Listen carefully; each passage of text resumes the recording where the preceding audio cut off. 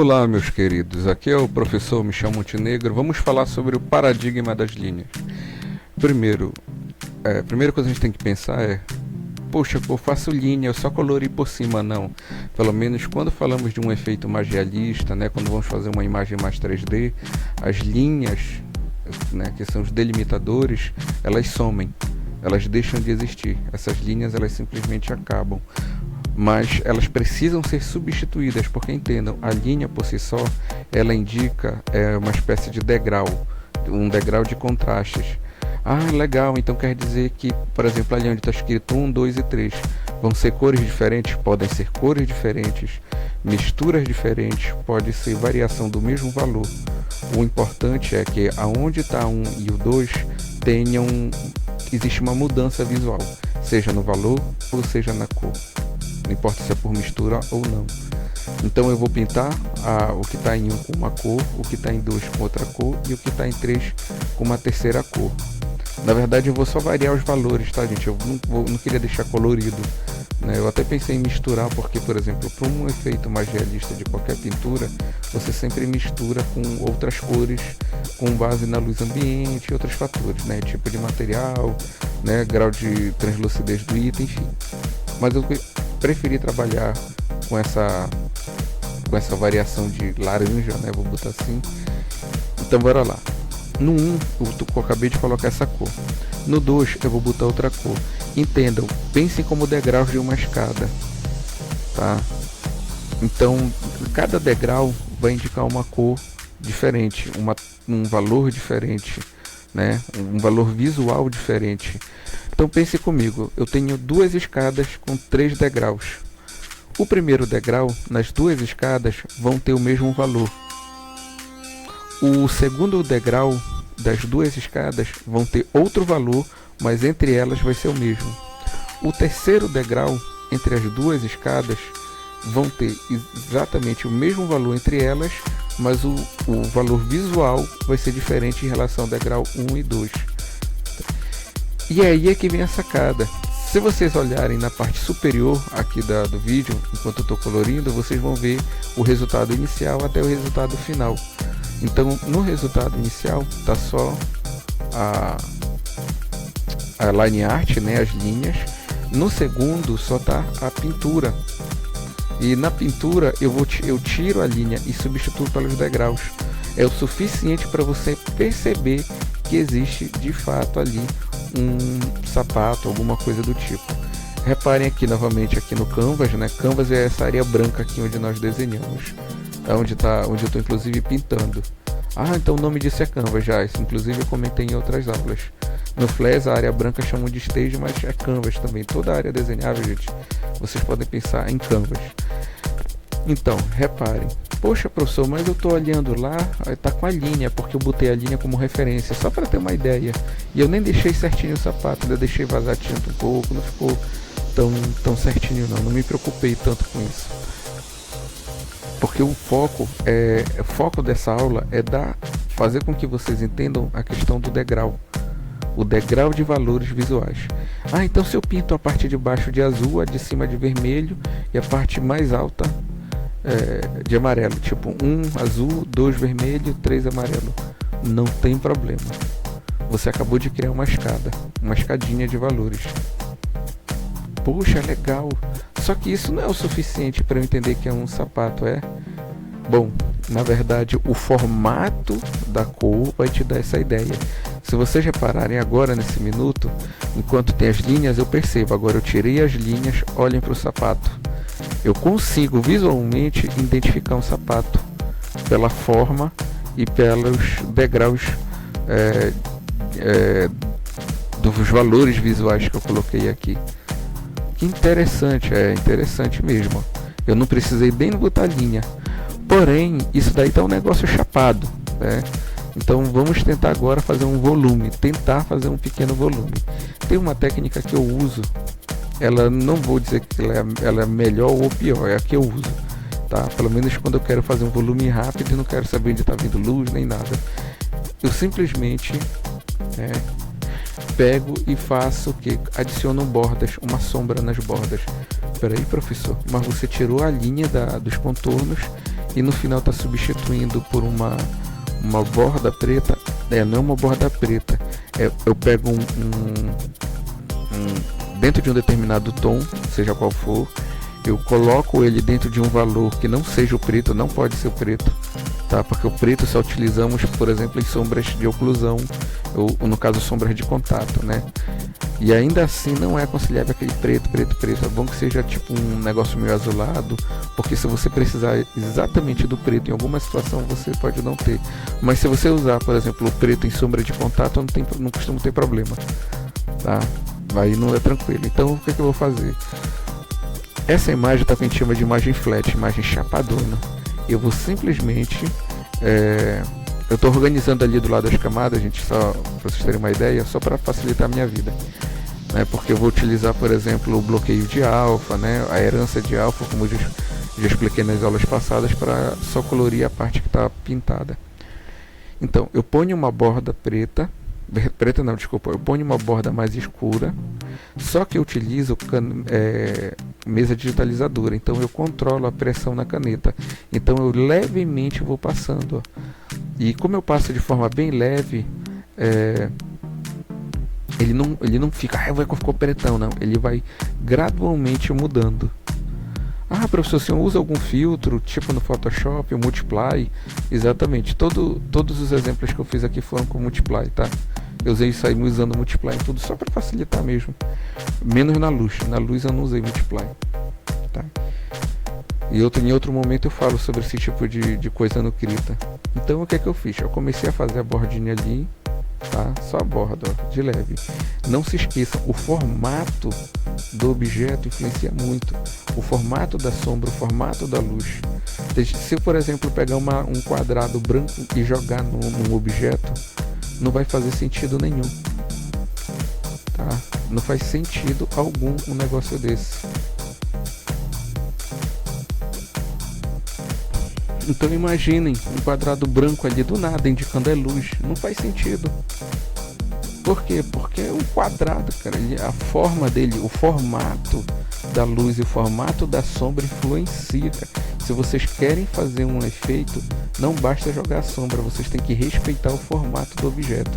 Ele tem que curvar onde tem que curvar, ele tem que ficar reto onde necessita ficar reto, ele precisa respeitar o formato do objeto, tá? Uma coisa que eu não fiz aí foi misturar. Normalmente quando eu passo assim a borda, eu passo uma área mais fraca da sombra e pego o pincel de mistura e passo. Eu não fiz isso. Vocês vão ver que em algumas aulas atrás de luz de sombra eu utilizei quando eu ensinei inclusive a fazer mistura, eu peguei e usei o pincel, mas não foi o caso, não aqui. Reparem, eu estou dando um zoom para vocês olharem, de repente, olha, comparem, ele começou a ganhar um pouquinho mais de forma. Só que tem uma coisa que contribui muito para o volume do objeto, para ele se tornar 3D. É o fundo. Na verdade, é a imagem em volta dele para fazer contraste. Existem N maneiras de fazer o fundo. Poderia fazer um brilho saindo do centro, tipo irradiando para fora, né, daquele gradiente circular. Poderia simplesmente deixar o fundo e jogar uma luz vinda de um determinado lado. Então tem N formas de fazer isso. Então eu vou jogar um fundo e vou usar uma cor análoga, que seria uma cor próxima, né, da mesma família, vou botar assim. Por exemplo, a cor análoga do amarelo é o verde e o vermelho.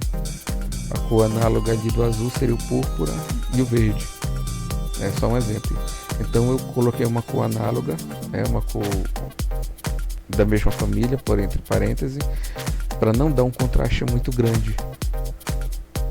Eu não queria dar um choque visual. Às vezes é interessante. Então, como é que eu vou fazer? Vou fazer agora. Eu vou simplesmente adicionar uma sombra no pé, só para dar enganação. Notem aqui, ó, na imagem que está aqui em cima, a imagem 3.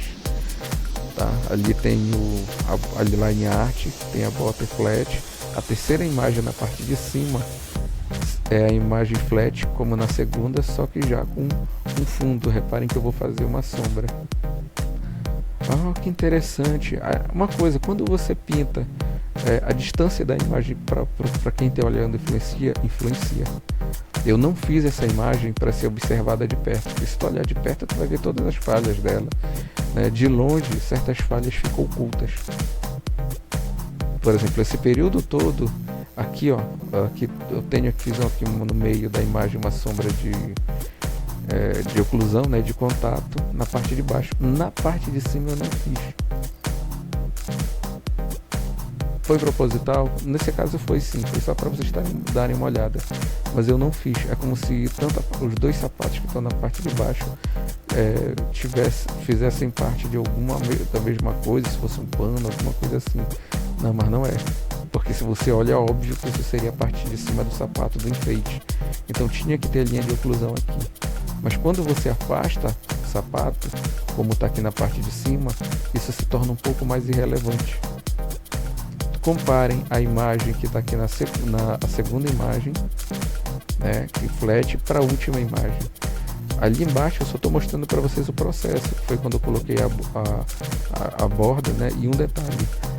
A primeira vez que eu faço a sombra nessas bordas, eu faço com uma sombra mais fraca.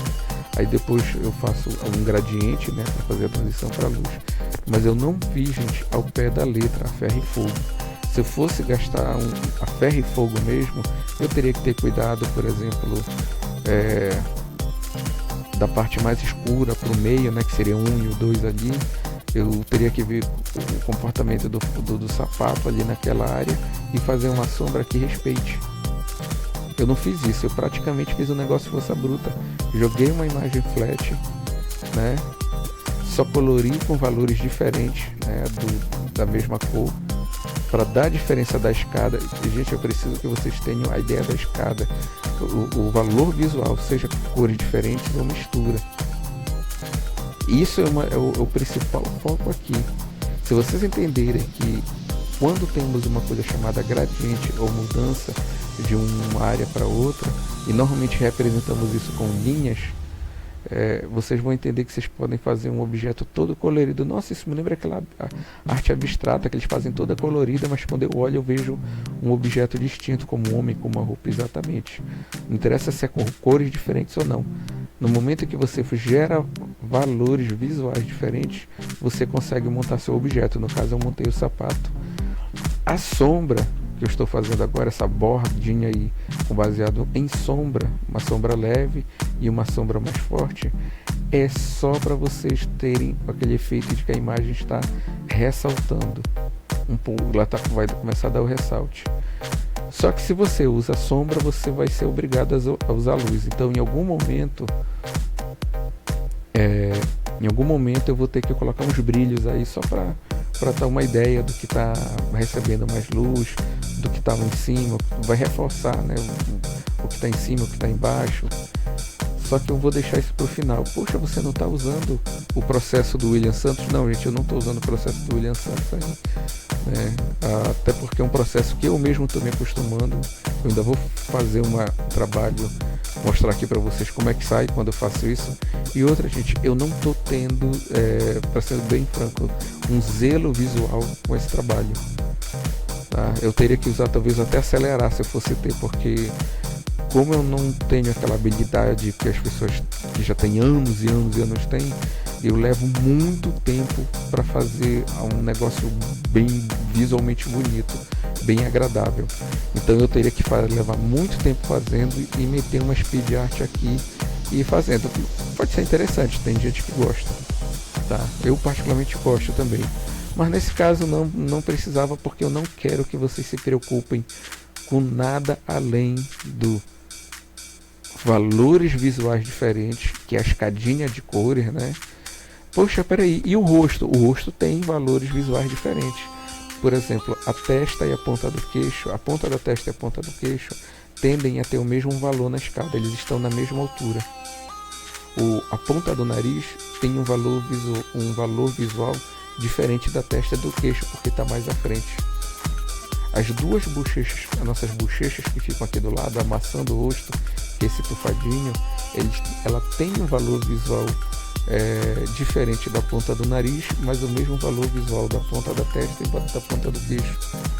A bochecha, ela tem, por exemplo, um valor visual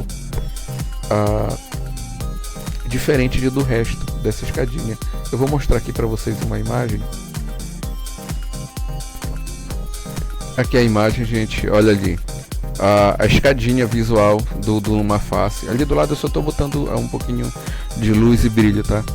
Então reparem aqui nessa face. Nessa face ela possui várias áreas mais elevadas e outras áreas mais cavadas. Tipo o nariz, né? A boca, a testa, a lateral da cabeça. Reparem que estão em áreas, em alturas diferentes. Isso é uma escada. Então a parte de cima e de baixo da boca estão na mesma altura. Bora dar uma olhada para ver como é que vai ficar numa arte já com cor, né? Mas vou utilizar tons de cinza. Vejam como é que ficou. Então a mesma regra vale aí para a bota que eu estou fazendo aí do lado. É a mesma regra. Então a cor da boca, se vocês olharem, são iguais. A luz que está batendo ali é a mesma, mas não é a mesma luz que bate na parte de cima do nariz. A parte da lateral das maçãs do rosto estão numa outra parte da escadinha. Poxa, professor, mas eu tenho uma impressão que a boca e a área ali da bochecha, embaixo do olho, poderiam ser da mesma cor, né? Bom, poderia, até geraria um contraste, né? Mas nesse caso você poderia colocar, por exemplo, um tom diferente. O importante é que a escada, ela não, nesse caso, a escada não indica quem está mais perto da luz e quem está mais longe da luz. A escada é só para fazer a diferença visual. Não interessa se está longe da luz, perto da luz, se está refletindo, não sei o que, não interessa isso para o conceito de escadinha. Para o conceito de escada, o que de fato interessa é diferenciar áreas. A diferenciação dessas áreas vai fazer com que você demonstre formatos, formas apenas com valores visuais, tá? Como é o caso da bota. Não importa quantas vezes eu olho e disse para vocês que é uma bota, vocês vão automaticamente associar a uma bota. Mas se eu não tivesse dito, vocês iam olhar, não, isso acho que parece ser uma bota, assim, poderia ficar na dúvida. Mas se eu dou contexto, no sentido de eu falar que é uma bota, ou eu coloco uma criança, ou seja, um menino ou uma menina, utilizando essa botinha, pronto, acabei de dar para vocês o contexto. E isso é o que interessa. Então vou repetir até vocês enjoarem aqui. O fundamento dessa aula é fazer com que vocês entendam que a diferença de valor visual não interessa se é pela cor, pela mistura da cor, se é pelo tom de se é pela diferença dos valores da cor, tá? Porque lembrem das aulas passadas ou voltem para revisar a diferença entre saturação, entre valores.